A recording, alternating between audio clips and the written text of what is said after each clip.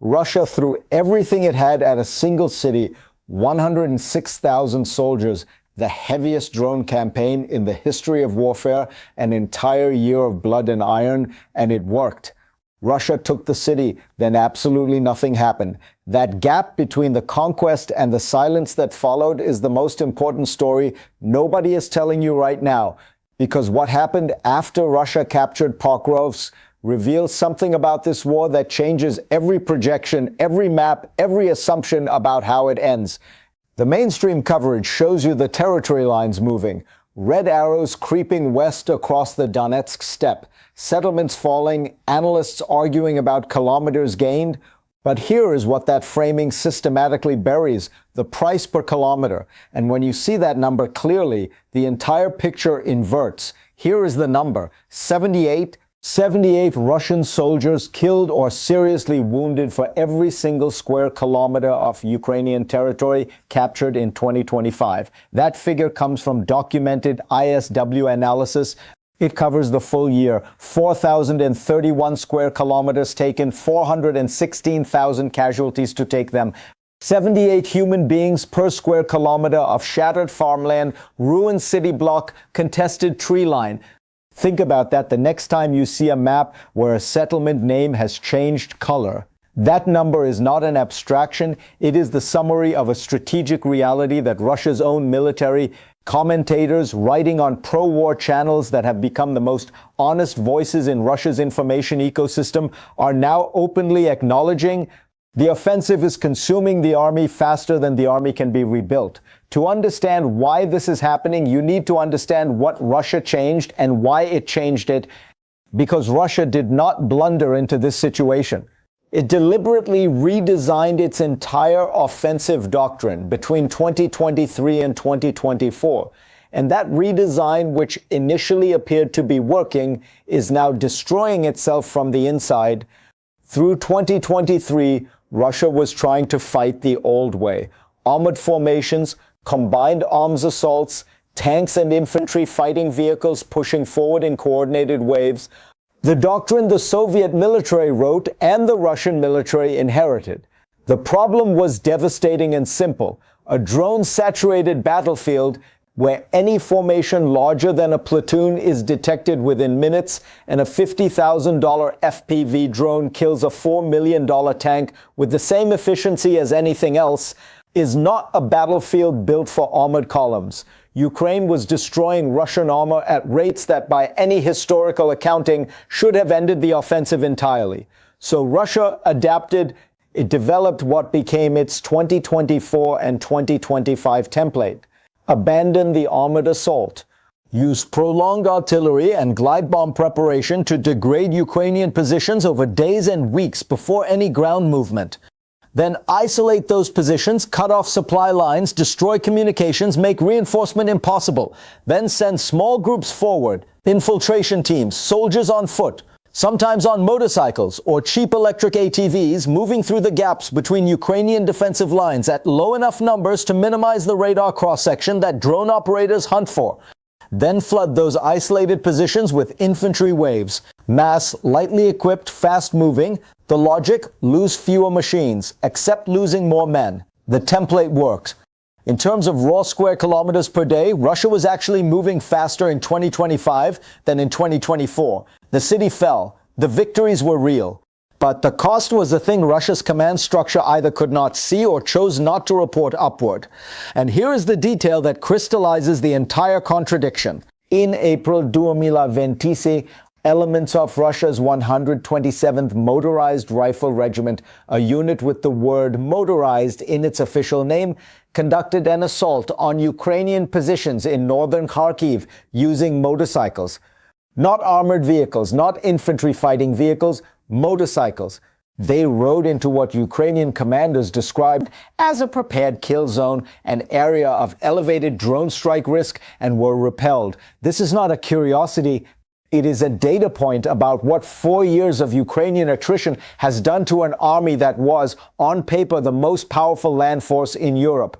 when a motorized rifle regiment is sending men on motorcycles toward drone operators with fiber optic guided munitions that cost $600 and kill riders as efficiently as they kill anything else, you are not looking at tactical innovation. You are looking at the visible surface of an inventory collapse. The tanks have been destroyed. The IFVs have been destroyed. The vehicles that made a motorized unit motorized have been attrited down across 4 years of constant contact, and what remains is men on 2 wheels in the mud. But the motorcycle is only the visible symptom. The deeper operational reality is what military strategists call organizational coherence degradation.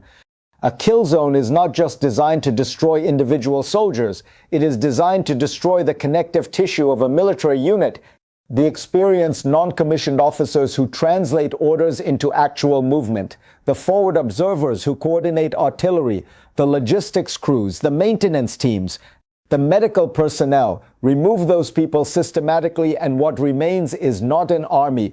It is a collection of armed individuals who share a uniform. Russian military analysts writing within Russia's own information constraints documented precisely this dynamic. Approximately 80% of Russia's personnel casualties in 2025 were first-time volunteers and contract soldiers, minimally trained, sent forward in small groups, not properly integrated into combined arms formations, without full supporting enablers. The infiltration template requires soldiers who can operate independently when communications collapse under jamming, which happens continuously in a drone-saturated environment. When those soldiers have minimal training and no experience, the template does not produce sophisticated infiltration. It produces waves of poorly coordinated infantry walking into prepared positions where Ukrainian drone operators have been waiting for them. One Russian analyst, writing carefully enough to be publishable but specifically enough to be legible to professionals, identified the conclusion directly. Russia can only solve this problem through a genuine large-scale mobilization, simultaneous recruitment of a significant mass of personnel, new formations built from scratch, real combined arms interoperability. Russia has been politically unwilling to do that. The rolling partial call-ups that have substituted for full mobilization were, as of February 2026, producing soldiers at a rate below the monthly casualty count for the 4th consecutive month in a row. The offensive is mathematically unsustainable at current recruitment methods. The Pokrovsk story deserves its full arc because it is the clearest proof of concept for what Ukraine actually built. Russia began pressing toward the city through mid-2024, exploiting momentum from earlier advances to push from the east and southeast. By August 2024, roughly 40,000 Russian troops were engaged against a Ukrainian force less than a third that size. The city's outskirts were reached by late October. Then the advance slowed. October 2025 recorded one of the slowest advance rates of the entire year, less than 9 square kilometers per day. Ukraine had pre-registered artillery on every approach route, concentrated drone forces specifically on the Pokrovsk axis, and built a kill zone architecture precisely calibrated to exceed what Russia's infiltration economics could tolerate. In October, the cost exceeded the threshold. Russia's response was to intensify. November produced the highest daily advance rate of 2025, nearly 21 square kilometers. The surge was deliberate. Throw additional forces in, accept even higher casualties, break through before Ukraine could consolidate. It worked. Russian forces entered the city proper in November, fighting through ruins block by block. By late January 2026, ISW assessed full Russian control of Pokrovsk, 106,000 troops. 1 year of sustained pressure, tens of thousands of casualties, the city fell. Then came the reckoning.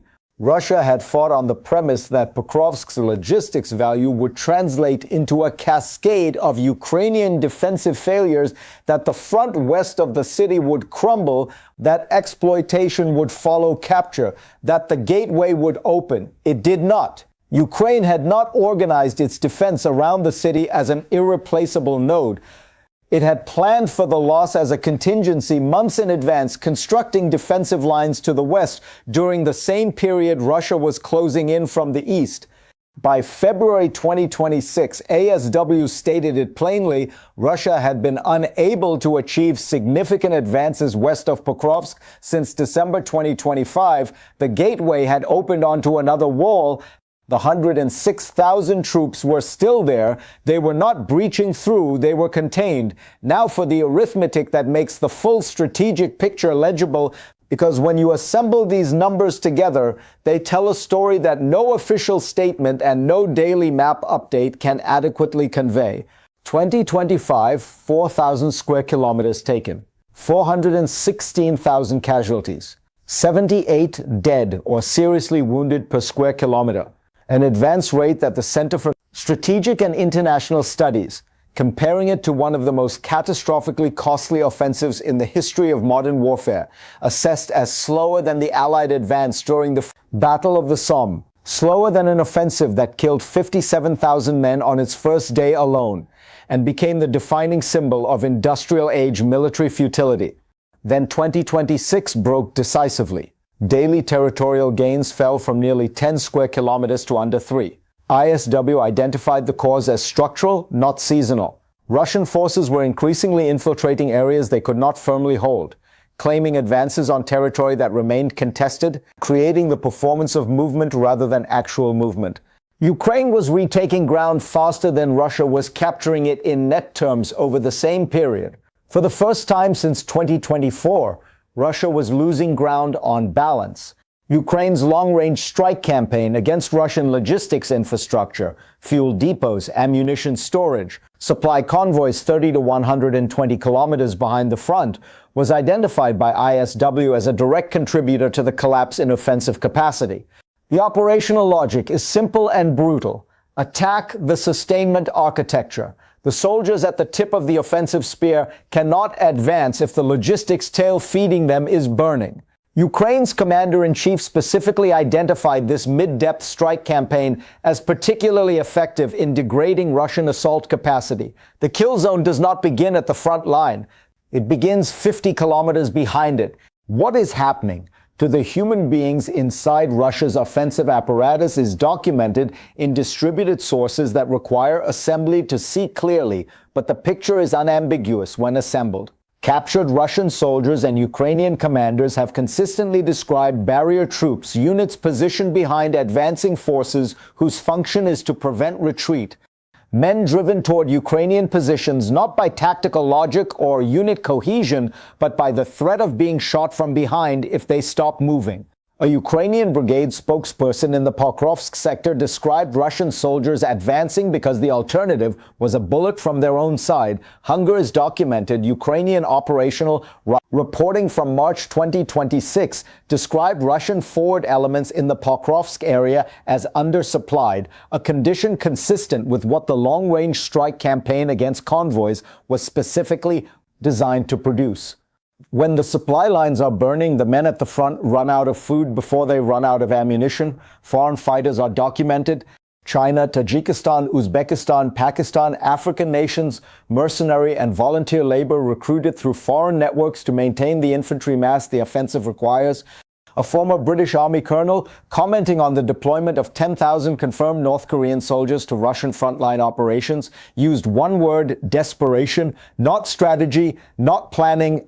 Desperation, that is the professional military judgment of what the facts on the ground describe. Russia's offensive is being run on hunger, barrier troops, foreign mercenaries, and men on motorcycles. It is still producing results. Settlements are still falling. Pressure on Sloviansk and Kostiantynivka continues. The advance rate has dropped 70% from its 2025 peak, but it has not reached zero. 106,000 troops do not disappear because their exploitation failed. They remain pressing, consuming, and being consumed in return. And here Putin stands at a command post on December 27th, 2025, telling his generals there are results to please the citizens. He reports no casualty figures, no mention of the failed exploitation west of Pokrovsk, no acknowledgement of the slowdown. He describes the offensive as proceeding along the entire line of contact with good speed. He presents the war that Russia's information architecture has built, a war of momentum and confidence, troops advancing practically on the enemy's shoulders. That gap between the battlefield reality and the reality being reported upward through Russia's command structure is itself a strategic fact. Not because it will collapse the system tomorrow Russia's information control is too effective for that. But because decisions made on fabricated information tend to produce outcomes that eventually reintroduce reality, however carefully the picture has been managed. It is the same system that announced the capture of Kupiansk, put a general in a medal ceremony for it, and then made that general vanish when Ukraine demonstrated the capture had never occurred. It is a system that told Russian families their sons died in accidents. Now for the number kept for last, 1 to 27. That is the kill ratio Ukraine's forces have documented in some sectors. 1 Ukrainian casualty for every 27 Russian casualties. That figure comes from Russian military analysts writing within Russia's own constrained information environment. It is not Ukrainian propaganda. It is the internal acknowledgement of what 4 years of accumulated fighting experience, drones, precision targeting, fiber optic guided munitions, algorithmic kill zone construction has produced when applied to an adversary whose template requires sending minimally trained soldiers in small groups across open ground toward waiting operators. 1 to 27. That is what a death trap looks like from the inside. The trap was not built in a single stroke of strategic genius. It was constructed day by day, drone strike by drone strike, algorithm by algorithm over 4 years of a nation that chose to fight rather than accept what was offered, and it is working. Russia's offensive formula, mass forward, absorb casualties, continue, has real limits. Those limits are now visible, documented, confirmed by sources that have no incentive to flatter Ukraine. What it cannot do yet, what no military dynamic in a conflict this structurally complex can do on its own, is guarantee the outcome. Russia still has 1 million plus mobilized troops. It is spending 40% of its federal budget on this war. It has North Korean soldiers, Iranian drone designs, Chinese technology, and a domestic information environment that has successfully insulated a significant portion of its population from the real cost of what is happening. And it has a president who told his generals in December 2025 that his interest in Ukrainian forces withdrawing from occupied territory had dropped to zero. The question is not whether the trap is working, it is. The question is whether it is working fast enough before Western weapon supply becomes inconsistent, before ceasefire diplomacy shapes outcomes the battlefield cannot, before Russia finds a political will it has so far resisted to actually mobilize at the scale its analysts say the problem requires. Arpovsk was supposed to crack open the front. It cost tens of thousands of lives. It opened onto another fortified line. And Russia is now moving toward that line at under 3 square kilometers per day on motorcycles into kill zones where fiber optic drones record every casualty in documented video confirmation. The trap is built and baited. The question that will define the next chapter of this war, the one I want you to sit with, is this. When an army has demonstrated it can absorb costs that would have ended any previous war and keep advancing anyway, does the trap eventually close, or does endurance become its own form of victory?